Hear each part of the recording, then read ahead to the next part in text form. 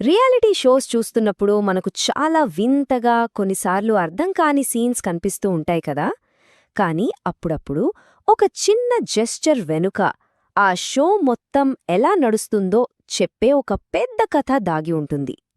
ఈ షోలో ఒక హోస్ట్ ఇచ్చిన సెల్యూట్ కూడా అలాంటిదే. పైకి సింపుల్గా కనిపించినా దాని వెనుకున్న స్ట్రాటజీ ఏంటి, అసలు తెర వెనుక ఏం జరుగుతుంది? పదండి ఆ సెల్యూట్ కథ ఏంటో విడమర్చి చూద్దాం. ఇక్కడే అందరికీ ఒక డౌట్ వస్తుంది. ఏంటంటే, ఒక హోస్టు ఒక కంటెస్టెంట్కు అంత ఫార్మల్గా ఒక మిలిటరీ స్టైల్లో సల్యూట్ ఎందుకు చేశారు? అది కూడా ఏదో దేశాన్ని కాపాడినందుకు కాదు, కొన్ని చాలా సింపుల్ టాస్కులు గెలిచినందుకు. మరి ఆ గౌరవం వెనక ఉన్న అసలు కారణం ఏమై ఉంటుంది? ఆ సెల్యూట్ ఆ ఒక్క వారం గెలుపుకిచ్చింది కాదట, అది అతని మొత్తం ప్రయాణానికి, అతని జర్నీకిచ్చిన గౌరవం. అంటే ఆ ఒక్క క్షణం వెనుక వారాల తరబడి సాగిన ఒక కథ ఉంది. ఆ కథేంటో చూద్దాం. ఒకవైపేమో సింపుల్గా టికెట్ టు ఫినాలే గెలవడం, ఇంకోవైపేమో ఇంత పెద్ద గౌరవం. ఈ రెండిటికి లింకేంటి? పైకి చూస్తే కాస్త అతిగా అనిపించొచ్చు, కాని ఈ రెండింటినీ కలిపే కొన్ని ముఖ్యమైన విషయాలున్నాయి. వాటిని ఒక్కొక్కటిగా విడమర్చి చూద్దాం. ఆ సెల్యూట్ను పూర్తిగా అర్థం చేసుకోవాలంటే మనం ఫస్ట్ ఆ కంటెస్టెంట్ జర్నీని చూడాలి. ఒక అండర్డాగ్గా మొదలుపెట్టి ఈ స్థాయికి ఎలా వచ్చాడో తెలిస్తేనే ఆ సెల్యూట్లోని డెప్త్ మనకు తెలుస్తుంది. ఒక ఇంట్రెస్టింగ్ విషయం ఏంటంటే, ఈ సీజన్కి ఫైనలైజ్ అయిన మొట్టమొదటి కంటెస్టెంట్ ఇతనే.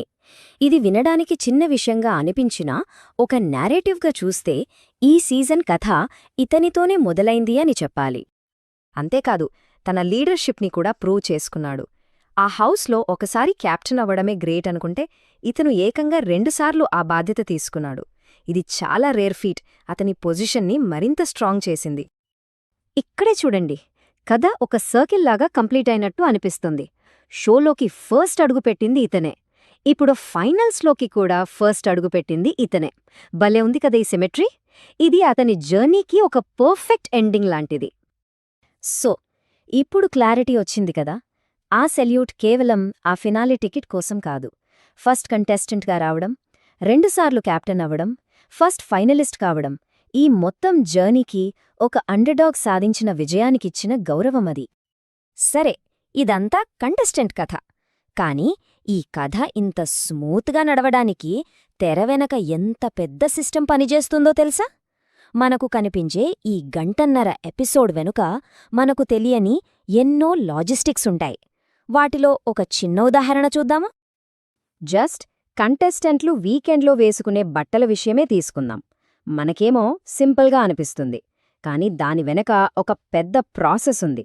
బుధవారం ఫ్యామిలీ మెంబర్స్ బట్టలిస్తే, గురువారం ప్రొడక్షన్ టీం వాటిని మొత్తం చెక్ చేస్తుంది, శుక్రవారం కంటెస్టెంట్లకు ఇస్తే వాళ్లకేవైనా మార్పులు కావాలంటే ఒక స్పెషల్ కెమెరాకు చెప్పాలి.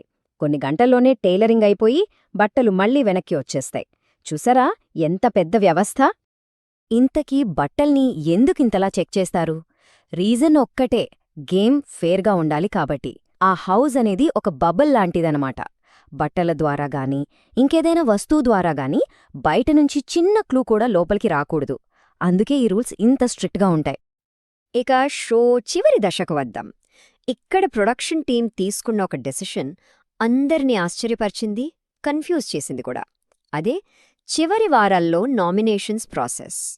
ఇక్కడే అసలు లాజిక్ అర్థం కాదు. ఒక కంటెస్టెంట్ ఆల్రెడీ కష్టపడి టికెట్ టు ఫినాలే గెలుచుకున్నారు అంటే వాళ్ళు సేఫ్ జోన్లో ఉన్నారు. మరిలాంటి వాళ్లని మళ్లీ నామినేట్ చేయడమేంటి? ఇందులో ఉన్న అసలు స్ట్రాటజీ ఏంటి? దీని వెనుక ఉన్నది పక్కా బిజినెస్ స్ట్రాటజీ. ఆలోచించండి, ఒకవేళ ఫైనలిస్ట్కి ఇమ్యూనిటీ ఇచ్చేస్తే వాళ్ళ ఫ్యాన్స్ ఓటింగ్లో పెద్దగా పాల్గొనరు, షో మీద ఆడియన్స్ ఇంట్రెస్ట్ తగ్గుతుంది. కానీ అందర్నీ నామినేట్ చేస్తే ఏమవుతుంది? ప్రతి కంటెస్టెంట్ ఫ్యాన్ బేస్ యాక్టివ్ అవుతుంది, తమ ఫేవరెట్ ప్లేయర్ని కాపాడుకోవడానికి ఓట్లు వేస్తారు. దీనివల్ల షోకి వ్యూవర్షిప్ అంటే టీఆర్పీ రేటింగ్స్ చివరి వారం వరకు హైలో ఉంటాయి.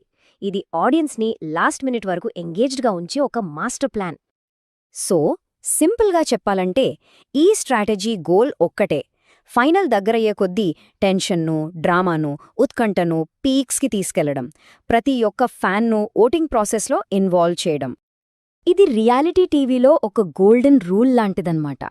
ఆట చివరికొచ్చే కొద్దీ గేమ్ రూల్స్ కంటే కూడా ఆడియన్స్ని కట్టిపడేయడమే ముఖ్యం.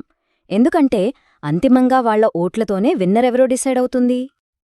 అయితే ఈ షో కేవలం టీఆర్పీ గురించే ఆలోచించదు. ఇక్కడే మిగతా చాలా రియాలిటీ షోస్కి దీనికి ఒక పెద్ద తేడా ఉంది. అదేంటంటే ప్లేయర్స్ పట్ల వాళ్లకుండే ఒక హ్యూమన్ యాంగిల్. గమనించారో లేదో, షో చివరి వారాల్లోకి ఎంటర్ అయ్యాక హోస్ట్ తిట్టడం, విమర్శించడం తగ్గించేసి సలహాలు, గైడెన్స్ ఇవ్వడం మొదలుపెడతారు. ఎందుకంటే ఆ టైంలో చేసే హార్ష్ కామెంట్స్ వాళ్లు బయటకు వెళ్ళాక వాళ్ల కెరియర్ని డ్యామేజ్ చెయ్యొచ్చు. ఇది చాలా అరుదుగా కనిపించే మంచి విషయం. వాళ్లు ప్లేయర్స్ని ఎలా ప్రొటెక్ట్ చేస్తారంటే, ఎలిమినేట్ అయిన వాళ్లకి చాలా పాజిటివ్గా సెండ్ ఆఫ్ ఇస్తారు. వాళ్ల కెరియర్కి డ్యామేజ్ అయ్యే కంటెంట్ ఉంటే ఎడిట్ చేసేస్తారు. చివరి వారాల్లో వాళ్ల మెంటల్ స్టేట్కి ఎక్కువ ప్రయారిటీ ఇస్తారు. అంటే డ్రామా కంటే మనుషులకే ఎక్కువ విలువ ఇస్తారన్నమాట. ఇది కేవలం మంచివాళ్లు అనిపించుకోవడానికి కాదు. దీని వెనుక ఒక ప్రాక్టికల్ స్ట్రాటజీ కూడా ఉంది. ఫైనల్కి ఇంకో వారం ఉందనగా ఒక టాప్ ప్లేయర్ ప్రెషర్ తట్టుకోలేక మధ్యలోనే షో వదిలి వెళ్ళిపోతే మొత్తం ఫినాలే కథే దెబ్బతింటుంది. అలా జరగకూడదనే ఈ జాగ్రత్త. అందుకే అంటారు, టీఆర్పీ కోసం జీవితాల్ని పాడు చేసే కొన్ని షోస్లా కాకుండా ఈ షో మాత్రం కంటెస్టెంట్ల కెరియర్ గురించి కూడా ఆలోచిస్తుంది.